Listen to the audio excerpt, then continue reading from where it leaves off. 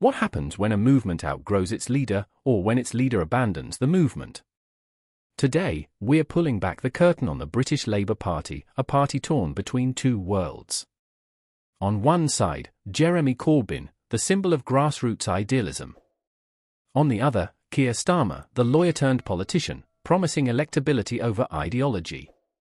But recent polling suggests the gap between these two isn't just personal, it's political, philosophical, generational. Let's uncover why. Did you know that over 95% of our viewers aren't subscribed to the channel? We totally get it. Life gets busy and sometimes it's easy to forget. But here's the thing, subscribing is completely free, and it really helps us keep creating the content you enjoy. So why not hit that subscribe button and join our community? It only takes a second, but it makes a world of difference to us. Thank you for your support. In July, a YouGov survey showed a striking result. Among self-identified Labour supporters under the age of 35, Jeremy Corbyn was viewed more favourably than Keir Starmer, despite Corbyn having lost 2 general elections and now sitting as an independent MP. For many, this wasn't a fluke. It was proof of something deeper. Young voters weren't just nostalgic for the many, not the few era, they felt alienated by Starmer's centrist leadership.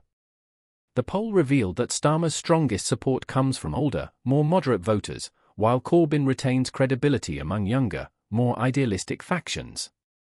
But this isn't just about age. It's about vision. Corbyn's ascent to Labour leadership in 2015 was nothing short of a political shockwave. A backbench MP suddenly leading one of Britain's biggest parties, powered not by MPs or donors, but by the grassroots. His rallies were overflowing, his policies bold: nationalisation of railways, free university tuition, and ambitious climate plans. Yet he faced hostility from much of the media, internal sabotage from his own MPs, and allegations of poor leadership, particularly regarding anti-Semitism. These tensions boiled over after the 2019 general election, where Labour suffered a crushing defeat. Still, for many on the left, Corbyn's tenure was more than electoral strategy, it was moral clarity. When Starmer won the leadership in 2020, he framed himself as a man of integrity and competence. He pledged to unite the party and rebuild trust with the public. Early in his tenure, he tried to balance continuity with change, promising to keep some Corbyn-era policies while shedding what he viewed as electoral baggage. But over time, the break became clearer. Starmer suspended Corbyn from the party in 2020 after his comments on the EHRC report into anti-Semitism. He later declared that Labour is no longer the party of protest, it is the party of power. To many, this was a direct message to Corbyn loyalists. But it wasn't just rhetoric. Starmer's leadership has seen the deselection of left-wing candidates, tighter message control, and a clear push toward the political centre. Polling isn't the only evidence of the divide. Local party meetings, online forums, activist networks, all show signs of fragmentation. Some grassroots members feel alienated, even disillusioned. A recurring theme: Starmer is too focused on optics, not enough on bold reform. Meanwhile, centrist voters and moderate MPs praise him for making Labour electable again. His team's message discipline and cautious policy approach are seen as necessary to win back the Red Wall, the formerly Labour heartlands that flipped to the Conservatives in 2019. This strategic tension is at the heart of the divide: idealism versus pragmatism, movement building versus message control.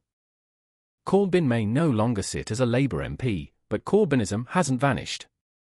Think tanks like Momentum still organise rallies. Grassroots media still dissect policies with leftist critique. And activists continue to use Corbyn's legacy to push for change, inside and outside the Labour Party. Even Starmer's campaign language sometimes echoes Corbyn-era phrasing, proof that the ideas haven't disappeared, even if the man has. But can Labour reconcile these worlds? Can Starmer win the general election while keeping the left engaged?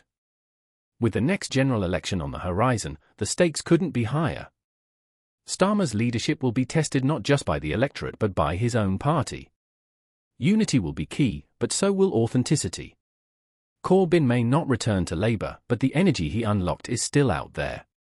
If Labour can harness it without alienating moderate voters, the party may yet bridge the divide. Or perhaps, the divide itself is permanent. Politics isn't just about leadership. It's about representation.